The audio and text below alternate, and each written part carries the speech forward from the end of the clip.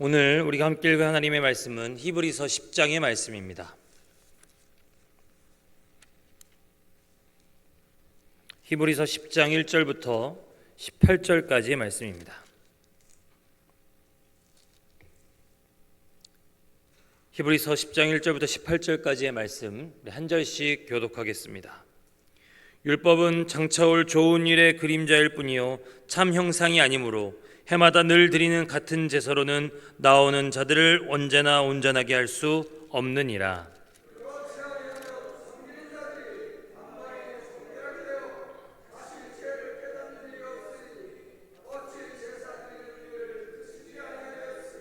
그러나 이 제사들에는 해마다 죄를 기억하게 하는 것이 있나니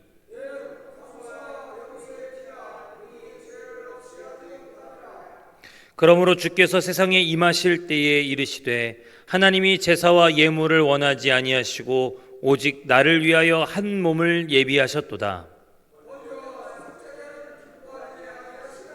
이에 내가 말하기를 하나님이여 보시옵소서 두루마리 책에 나를 가리켜 기록된 것과 같이 하나님의 뜻을 행하러 왔나이다 하셨느니라.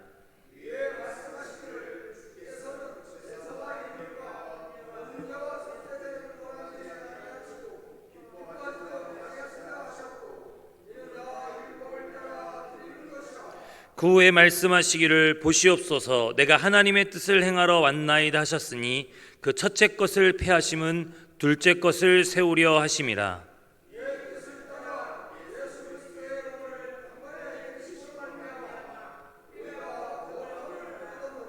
제사장마다 매일 서서 섬기며 자주 같은 제사를 드리되 이 제사는 언제나 죄를 없게 하지 못하거니와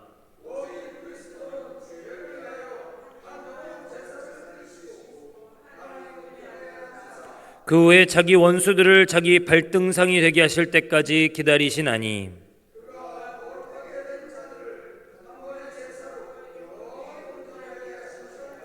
또한 성령이 우리에게 증언하시되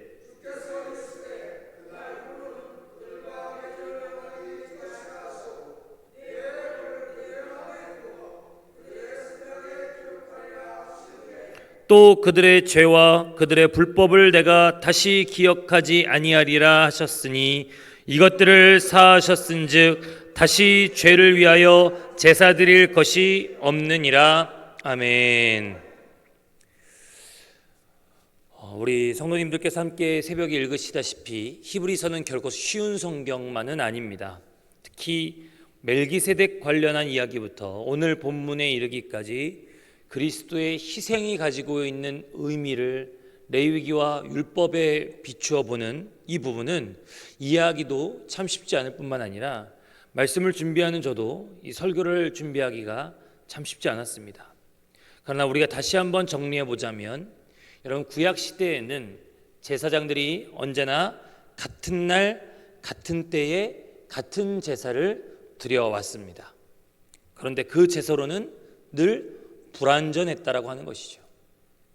번제가 있었고 소제가 있었고 화목제가 있었고 속죄제가 있었고 속건제가 있었습니다. 이 5가지 제사가 있었을 뿐만 아니라 대표적인 3개의 절기 유월절이 있었고 오순절 77절이 있었고 또 초막절이 있었습니다.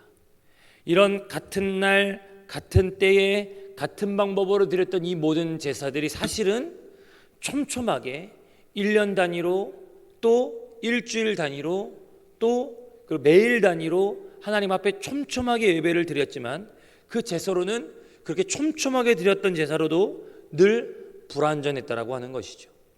염소와 황소의 피를 뿌렸습니다. 그것이 우리의 육체를 정결하게 했고 해마다 죄를 기억하게 해주었지만 오늘 본문에서 뭐라고 얘기합니까? 그러나 영원히 죄는 없이 하지 못했다라고 하는 것이죠. 이 말은 곧 구약의 시대의 사람들이 그렇게 촘촘하게 아침 저녁으로 드리는 상번제, 일주일로 드리는 예배, 제사, 그리고 1년 단위로 찾아오는 절기, 그런 촘촘하고도 다양한 제사와 예배를 통해서도 거룩하신 하나님과 충분하게 교제하지 못했다는 것을 의미합니다. 죄를 없이 하지 못했기 때문에 불완전한 제사였기 때문에 구약의 사람들에게 영원히 이 제사는 하나님을 온전하게 만나지도 하나님과 풍성하게 교제하지도 못하도록 만들었다는 것이죠. 그러니 여러분, 이사야의 이런 반응이 이해가 되는 것입니다. 하나님의 그 보좌 우편을 바라볼 때에 이사야가 뭐라고 얘기합니까? 그가 성전에서 제사장으로서 섬기고 있었을 때 화로다 나여 망하게 되었다. 내가 부정한 입술을 가졌으니 내가 죽을 수밖에 없다라고 말했지 않습니까? 그렇게 제사를 드렸는데도, 그렇게 하나님 앞에 끊임없이 예배를 드렸음에도 불구하고 하나님의 임재와 하나님의 영광 앞에 이 이사야의 첫 번째 반응은 화로다 나여 망하게 되었도다. 그랬을 때 천사가 와서 제단 숯불을 그의 입술에 대어 주었죠. 구약의 제사와 구약의 예배를 통하여서 하나님 앞에 나갔음에도 불구하고 그것이 불완전하였고 하나님의 영광 가운데 가까이 가지 못하게 했고 하나님과 풍성하고도 완전하게 만나지 못했다는 것을 의미했습니다. 그러나 오늘을 살고 있는 이 시대의 성도들에게 가장 큰 은혜가 있다라는 것입니다. 예수 그리스도께서 오셨습니다. 예수 그리스도께서 오셔서 첫째 것을 폐하시고 완전한 제사, 완전한 속죄, 완전한 변화를 일으키셨다는 것입니다. 구약의 제사가 다 나쁜 것만 아닙니다. 죄를 기억하게 했고 우리가 죄인임을 깨닫게 했으며 그래서 하나님의 은혜가 더욱더 필요하다는 사실을 이 구약의 성도들에게 상기시켰습니다. 그러나 그리스도의 십자가 그 단번에 이루심은 우리의 죄를 없이 하시고 우리로 이전과는 다르게 하나님과 더 많이 교제하고 더 풍성하게 나누며 보다 온전한 모습으로 하나님 앞에 서도록 그리스도께서 단번에 십자가에서 죽으셨습니다.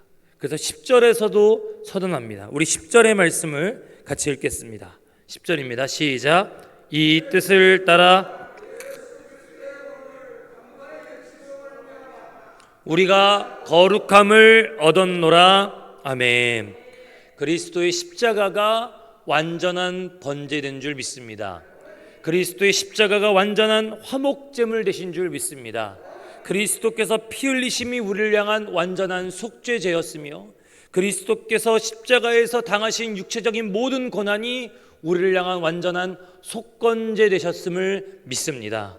그래서 우리가 그 모든 제사들로도 되지 않았던 거룩함을 온전히 덧입는 것이 바로 그리스도의 단번에 당신의 몸을 들이신 십자가를 의지할 때 우리는 언제 어디서라도 그 거룩함을 덧입을 수 있는 것이죠. 그러니 여러분, 우리가 누리는 영광, 우리가 지금 누리는 은혜, 우리가 얻을 수 있는 하늘의 복들은 여러분 이전과 비교할 수 없습니다. 왜 예수께서 세례 요한을 일컬어 여자가 낳은 자 중에 가장 큰 자라고 하셨습니까? 그런데 뭐라고 뒤에서 붙이셨냐면 하나님 나라에서는 그보다 지극히 작은 자가 더 크다라고 말씀하셨습니다. 계속해서 이 히브리서에서 말씀하는 것처럼 율법은 장차올 좋은 일의 그림자다라고 말합니다. 그러나 참 형상은 아니라고 하는 것이죠. 율법과 예언자, 그러니까 장차올 좋은 일의 그림자요 첫째 것의 막차가 누구였냐면 바로 세례 요한이었습니다. 그런데 이 세례 요한이 참 형상 되시고 장차올 좋은 일 되시는 예수 그리스도를 오실 길을 예비하고 그를 보았고 그분이 곧 하나님의 화목제물 되고 속죄제물 되시는 하나님의 어린 양이라고 예수 그리스도를 향하여서 사람들에게 선포했습니다. 그러니 여러분, 여자가 낳은 자 중에 지극히 큰 자, 가장 큰 자라고 하는 세례 요한을 향한 예수님의 말씀은 바로 이 점 때문에 옳습니다. 그가 했던 영향력 때문이 아닙니다.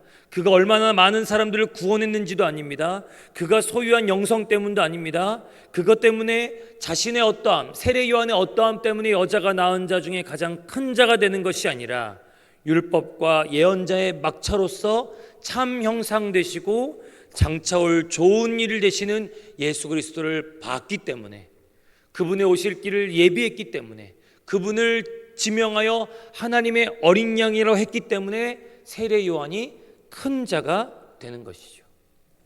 성경이 말하는 크고 작음이 우리와 세상이 생각하는 크고 작은 거 얼마나 다른지를 확실하게 보여줍니다. 그렇기 때문에 그 이후에, 세례 요한 이후에, 아니 예수 그리스도의 십자가 사역 이후에 그분 이래로 예수를 믿는 모든 이들은 하나님 나라에서 지극히 작은 자일지라도 세례 요한보다 큰 자가 됩니다. 그도 불완전하게 예수를 봤습니다. 그도 예수께서 단번에 당신을 들이심을 보지 못했습니다. 그러나 우리는 예수께서 단번에 자신을 들이심으로 완성하신 새 언약, 첫째 것을 폐하시고 보다 더 온전한 것을 우리에게 주시는 것을 우리는 보고, 우리는 믿고, 우리는 누리고 있는 줄 믿습니다. 그래서 성전의 제사가 더 이상 필요가 없는 것이죠. 더 이상 번제와 속죄제가 필요 없습니다. 죄를 없게 하지 못했지만 죄를 기억만 하게 하던 첫째 제사가 폐해지고 새 언약, 바로 둘째 것을 하나님께서 예수 그리스도를 통해 세우셨습니다. 그래서 이제는 우리가 그리스도의 십자가 앞에서 우리의 죄보다 더 많이 생각해야 될 것이 바로 하나님의 뜻입니다. 우리의 부정함에 얽매여 있는 것이 아니라 하나님의 거룩함에 붙들려 있어야 될 줄 믿습니다. 우리의 불완전함보다 한 번의 제사로 영원히 우리를 온전하게 하시는 하나님의 은혜에 의지하고 기대어야 될 것, 그러니까 나의 나됨보다 더 우리가 의지하고 나의 나됨보다 우리가 더 바라봐야 될 것은 바로 하나님의 예수 그리스도를 한 번 단번에 제사 드리심으로 말미암아 우리에게 준비된 완전하고도 온전한 은혜라고 하는 것이죠. 우리가 우리를 봐서는 답이 없습니다. 우리가 우리의 연약함에 얽매여서는 헤어나올 수 없습니다. 그렇기 때문에 완전한 은혜 되시고 완전한 우리에게 종합 선물과도 같으신 예수 그리스도를 바라보고 예수 그리스도를 의지하고 예수 그리스도의 십자가에 기대어서만 여러분 우리의 신앙과 우리의 믿음과 우리 인생의 해답이 주어지게 되는 것이죠. 그래서 우리가 감히 말씀드립니다. 우리가 누리고 있는 이 은혜는 아브라함과 야곱보다도 더 큰 은혜를 누리고 있습니다. 어쩌면 우리에겐 놀라운 기회가 있습니다. 모세와 이사야보다도 더 깊이 하나님과 교제할 수 있는 기회가 우리에게 주어졌습니다. 이 모든 거룩하고도 특별한 기회가 예수 그리스도를 마음으로 믿고 입으로 시인하여 구원에 이른 모든 이들에게 주어졌습니다. 그래서 우리가 어제 읽었던 예레미야 31장의 말씀을 히브리서 저자는 10장에 다시 한번 인용합니다. 우리 15절부터 18절까지의 말씀을 같이 읽겠습니다. 시작. 또한 성령이 우리에게 증언하시되 주께서 이르시되 그날 후로는 그들과 맺을 언약이 이것이라 하시고 내 법을 그들의 마음에 두고 그들의 생각에 기록하리라 하신 후에 또 그들의 죄와 그들의 불법을 내가 다시 기억하지 아니하니라 하셨으니 이것들을 사하셨은즉 다시 죄를 위하여 제사 드릴 것이 없느니라. 아멘. 여러분, 그러니 여러분 이 은혜를 누리고 이 영광을 맛보기 위해서 우리에게 무엇이 필요할까요? 우리가 더할 것은 아무것도 없습니다. 그리스도의 단번의 제사, 단번의 희생으로 모든 것을 이루어 놓으셨습니다. 그러니 이제 우리에게 필요한 것은 유일한 하나, 이 은혜를 누리기 위하여 십자가 앞으로 날마다 나아가는 것이죠. 마음의 소원함이 이루어져서 은혜가 아닙니다. 상황이 달라지고 바꿔져서 영광이 아닙니다. 이미 완전하게 마련해오신 이 은혜를 누리고 영광을 맛보기 위해 기도의 자리를 떠나지 않는 것입니다.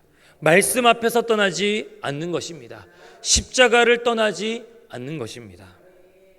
은혜를 경험하고 싶다면서, 하나님을 만나고 싶다면서 정작 우리의 발걸음이 단번에 완성하신 거룩의 십자가의 자리를 떠나 있다면 여러분 결코 은혜를 경험할 수도 하나님을 만날 수도 없을 것입니다.